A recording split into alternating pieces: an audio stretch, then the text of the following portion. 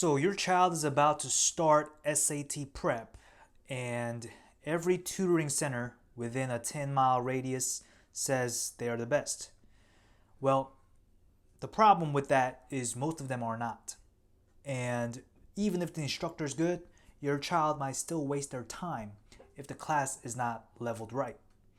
So most parents ask, is the teacher experienced? And what's the class size? Now, these are valid questions, but you're asking for input, not necessarily the outcome. So here's what I mean by that. So the question of, is your child learning at the right level with peers at the same level, is the outcome that you as a parent would be concerned about and would ask. Because in any group, even with a great teacher, the session fails when half the students are confused,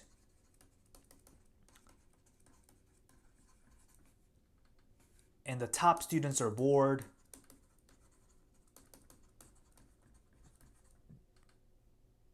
and the rest are stuck watching someone else get tutored live.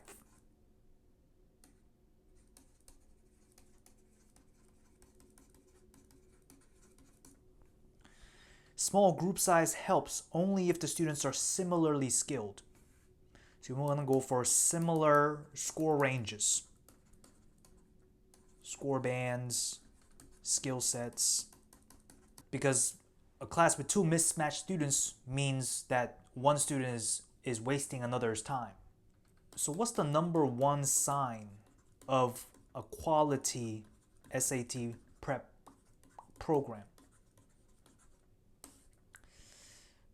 They test students before assigning classes. So placement test. Placement test for students. SAT prep is not a social club. Age, grades, friend group is irrelevant. Only math and reading levels should determine their placement. So any center that says, oh, we group by grade, is doing you a disservice. Because even among 11th graders, ability ranges from middle school to college level. So before enrolling anywhere, ask these three questions. First is, how do you place students? Second question you ask is, what curriculum is used for each scoring band or score band?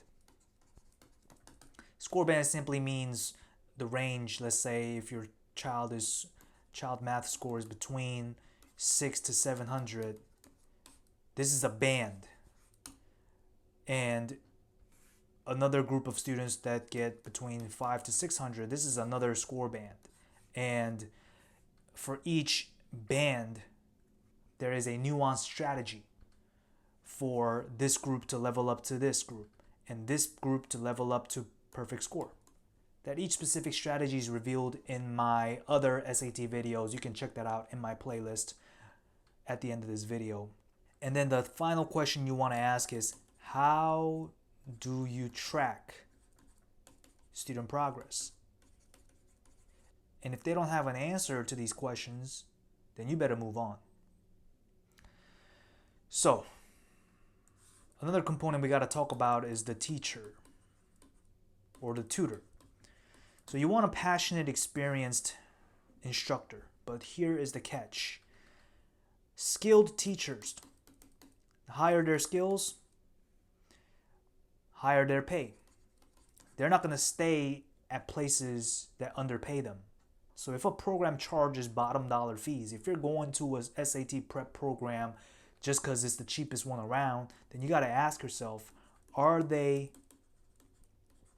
paying the teacher what they're worth. And then if not, you gotta guesstimate how long they'll stick around. And you also want to consider, is your child being taught by someone who couldn't get hired elsewhere? And to be honest with you, SAT prep is not the time to bargain hunt. It's not you should not be hunting for the cheapest deal like you are with other products. Great instructors are rare and they know their value. So as you get to this point, you might be thinking to yourself, well, I could just have my child use books instead. And I did create another video describing how your child can self-study for SAT, because not all students need a class. And so that video is especially helpful if your child is scoring well above the 700s, because at that time all they need is self-paced practice and then using official College Board material and targeting weaknesses. Now, if they don't know how to target weaknesses, they don't know what they're weak at or what topics to cover, then at that point, yes, they might need a tutor. What I recommend to students that are self-studying is to study smart. So what I mean by that is divide and conquer. Focus on mastering one concept at a time. So for example, if there's a math concept in geometry that's really bugging your student, let them figure it out. Let them continue to practice until it's second nature. No matter how long it takes, whether it's 1 hour to 3-4 days, it doesn't matter. Just let them grasp this concept, however much time they need, and then move on to, let's say, for example, English or another topic that they need to relearn or get a refresher on.